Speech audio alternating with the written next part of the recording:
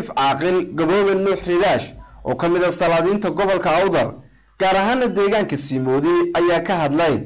saameynta ay deegaankaas ku yeelatay macdan baadhista laga wado deegaankaasi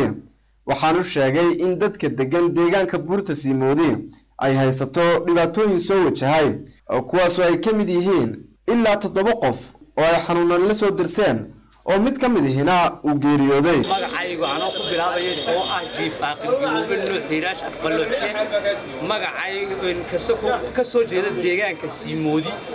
oo deegaanka ka mid ah waxaan saaka halkan ka cadeynayaa dhibaatada ka taagan Simoodi ee ummadii deganeed haysata ayaan halkan ka cadeynayaa waxa weeye waxa dhacday nimankan shirkadda Chinaha ee moogtahay Chinaha la yiraahdo dawladdu 4 sano 2 sano waxay nagu maaweelinaysay inay lahayd waxa weeyaan waa baadhiso waxbay qiimeynayaan oo macdinta la eegaya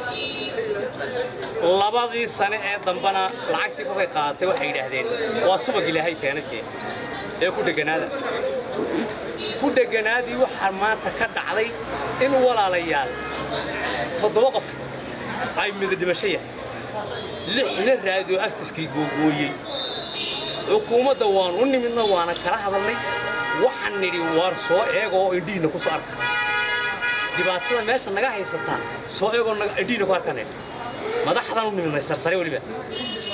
waxbay kaba soo qaadeen oo subag ilaahay ninkeena xajistayna yiraahdeen 7 qof laba been kuma daraya dhagaxda saasan uga fujinay marka hore horta khabaradii meesha Mareykanku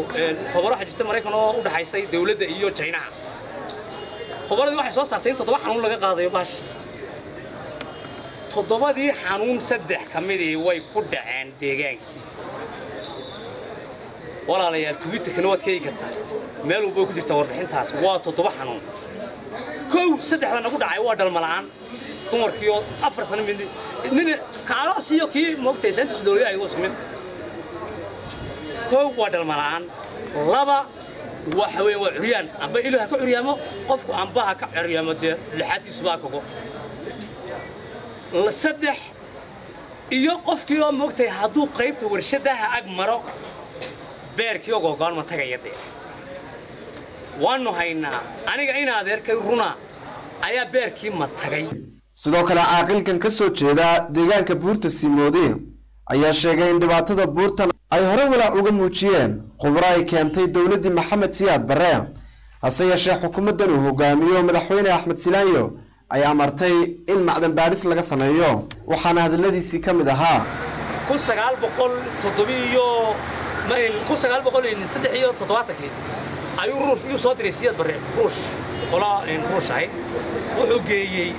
Simoodi waxa lagu soo diray Ali Faalax Sayax oo hogaaminaya soo diray qolada lagu soo diray kamid ahaa wasiirku gobolka Meteley wuxuu ahaa Muuse Rabila Good sunta ruushku wuxuu yiri ma xakameyn karayo jaalasiya halka ku jirta ma xakameyn karayo way ka guurto waa kuwa ka qoday way buu ka qoday suntii waa ka saaray dhagaxa boqolka tana qasriga been hada sheegay Twitter-ka weydii kartaan maanta wax ma isku xiriyeen maanta wuxuu yeelaa qasriga ruushku ee dhex yaala dhagaxii laga saaray way markuu Simoodi sunteedii xakameyn kar waa ruushku way ka aqbashay dawladda tii tani ay ka xisho tii taasi ka xishootay iyo tani nagu fulisay waan u nimidnay nimankan ma waxaan war wallahi waa wixii waxay yiraahdeen khubaradan tirina Mareykan oo ruush China-hana ma aha China-na inoo dhaxayn maayo marka qolo kale dawlad kale oo nacam China-hana diida hay noo dhaxayso hadalkan ka soo yeeray caaqilkan ka soo jeeda deegaanka buurta Simoodi ayaa ku soo beegmaya xilli laga dayrinayo xaaladda abaarta iyo dhibaatooyinka ay keeni karaan